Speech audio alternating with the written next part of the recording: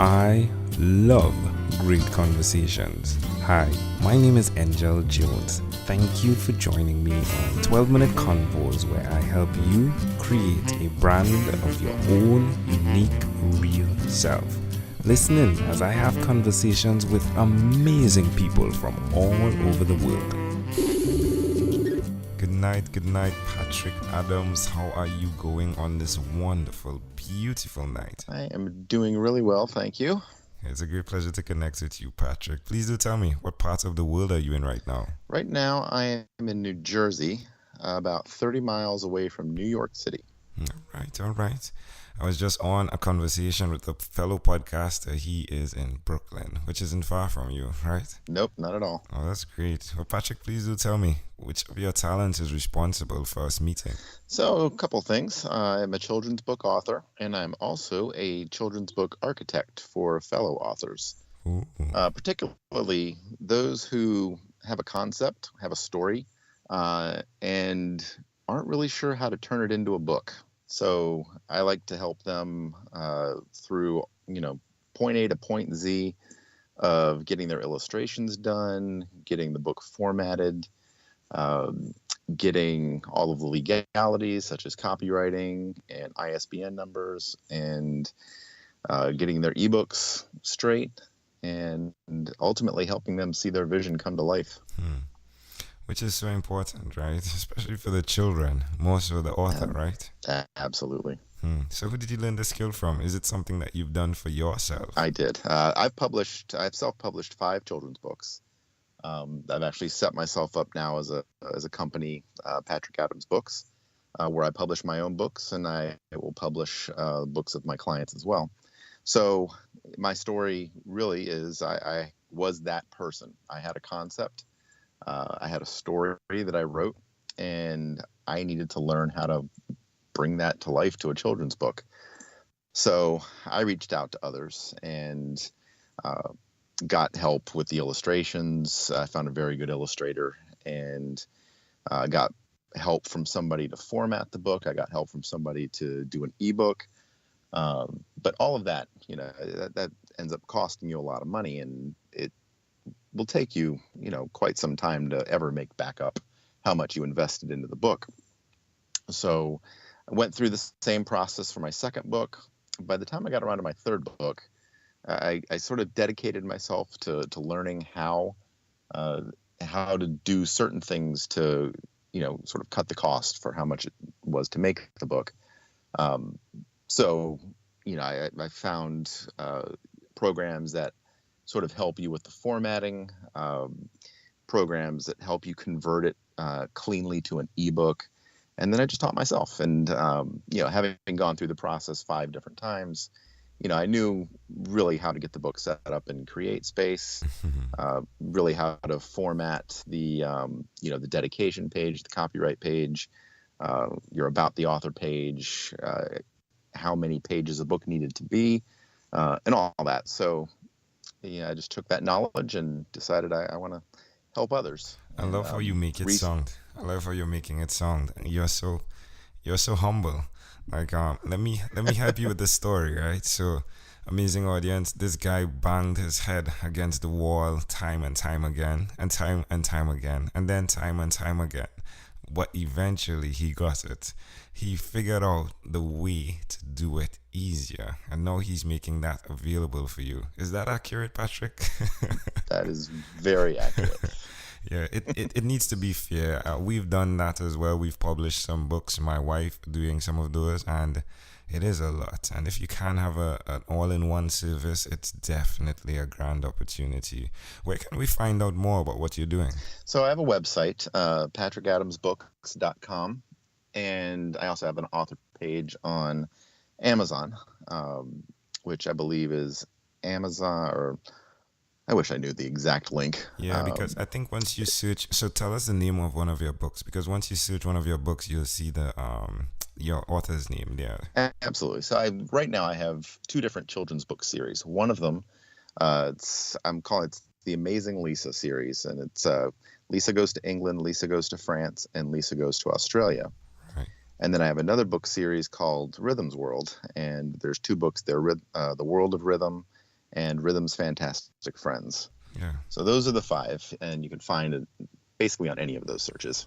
Now, Rhythm is your daughter, right? Yes. Yeah, and all of my books actually star my children. So I have 4 children, Rhythm being one, and then in the other book, the Amazing Lisa series, 3 of my other kids, they're the stars of that series. That's wonderful. I love how you integrated that, Patrick. Why will you continue to repeat this skill? It definitely, I love to speak about the challenges because that gives us the reality check, right? But why would you continue, in spite of the challenges, to write the way you're writing to inspire other children? Oh, I love it. And, there's another passion that I have, which is travel.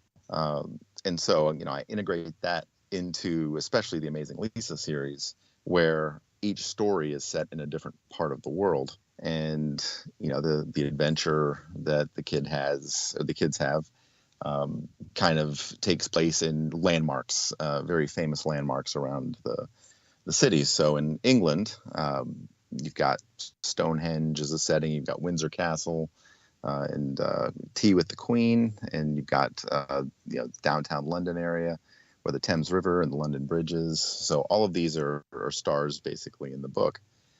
Same thing with France, where the Eiffel Tower has a backdrop, Notre Dame Cathedral, and the Arc de Triomphe and all that. So my passion for travel mixed with the story I'm trying to tell with the kids and the star of the book, Lisa.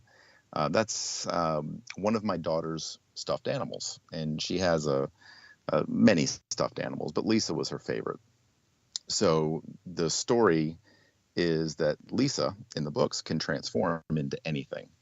And so that's an element of the story that wherever the kids are, usually the 2 boys, there's 2 boys and a girl, the 2 boys get in some kind of trouble, and my daughter and her stuffed animal go and save the day. So that's it's kind of how I did that. And with the Rhythm books, there's been a couple of different paths I've taken. One of them was musical based. Another one was professions. So, teaching kids about, doctors, firemen, dentists, and things like that.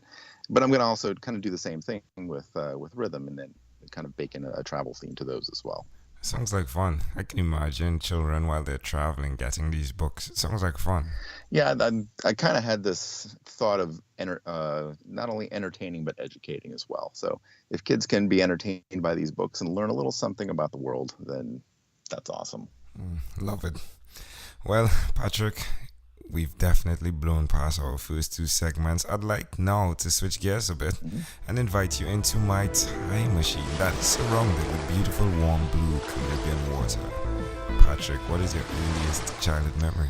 Earliest childhood memory was being in the Canary Islands in our house that we lived in. I was 2 years old, and honestly was just walking around the house with a toy airplane that I had. Wow. I think it was probably time for dinner or something like that, but that's my first visceral memory was being there. Wow. Did you say how old you were? I was taken aback by the plane. Did you say how old you were back then? Yeah, I was 2 years old. All right. Why do you think this memory is so clear? I couldn't even begin to tell you. It seems kind of random, but it had a very interesting childhood. My father worked overseas in Saudi Arabia, and that I was actually born in Beirut, Lebanon. And from Saudi Arabia, he went to work in Africa. And so instead of having us live in Africa, we stayed off the coast of Africa in the Canary Islands. Wow. Well, can I offer an interpretation to the thought picture you created in my mind? Absolutely. You held the stories of not just your life, but it seems as though your legacy in the palms of your hands, and they were all surrounding you traveling, right? The plane rides, a lot of my childhood memories involve being on airplanes and being in airports. Yeah, and now your children as well, right? Like they're traveling as well, right? And experiencing these similar type scenarios. And now it's even gone even further, where other children who aren't able to travel now can touch your books and read your books and have that experience through their imagination. Absolutely. And then hopefully look at those pictures one day and said, I would love to go there. Yeah, Mommy, take me there. Yeah. Well, Patrick, if we fast forward to when you were 12 years old, what was your favorite song? Favorite song? Oh my gosh, that was the 1980s, so probably "Hungry Like the Wolf" Yeah. from Duran Duran. Yeah. I was all about new wave, I think, when I was 12 years old. Well, my friend, it definitely was the timing for Duran Duran, right? Yep. I've had a few of those. All right, Patrick, we have now arrived at our destination, but before we get off of this time machine, there's a small declaration form. So it's yes or no, possibly a bit more. Patrick, have you chosen someone to pass on your skills to? That's a difficult question. You could say pass if you want to. You could say pass. Well, I think of it in two ways. Sure. Whether it's fellow author or my kids. So I'd have to wait and see on that one. So I'll pass for now. Are you married? I am. You said you have children. You have 4 children. Do you believe in God? I do. Do you have an inner circle of friends? Yeah, pretty much. Ones that have been around for a long time. Do you watch TV for more than 3 hours a day? Yes. What about screen time, the phone and or the computer? Is it more than 8 or less than 8 hours a day? Oh gosh, I wish it was less, but probably more. Patrick, after having 1,001 conversations in 3 months, I came up with a workbook, the name of it being Your Own Unique Real Self. Connected to that as you dive deeper is your own unique real statement, your mission. If you had to share with us, Patrick, your own unique real statement, a statement that represents who you are, what would you say that is? Someone who wants to help others achieve success. Love it. He's the PA system, yeah? Just like Patrick Adams, PA. I love that. Hey, Patrick, this was a great pleasure. Before you leave, is there anything else you'd like to share with our amazing audience? I would, and I don't want it to be on a down note, but just a little something more on my daughter, Rhythm. I also have a blog. It's called Rhythm's Miracles. And Rhythm was born with, or actually was diagnosed with a form of epilepsy, infantile spasms, when she was 7 months old. So another thing that I really like to do is, with this blog is, again, in a way to reach out and help others with our experiences with Rhythm and helping her get through to where her seizures have stopped now and we've got her on therapy and on her way to healing. And it's just something that if we can give families going through the same thing some hope, then, again, I'll feel fantastic. Again, Patrick Adams, hey, all the best, my friend. All the best, all the best, all the best. Thank you so much. Patrick Adams, you're welcome. Hey, this was a great pleasure. Thank you so much for being on what is inspired by 12-Minute Convos with Angel Jones. Thank you. Thank you for being on 12-Minute Convos with Angel Jones. Stay tuned for more from our advertisers. Diabetes is a mountain pandemic. It's a disease that's not acute but chronic.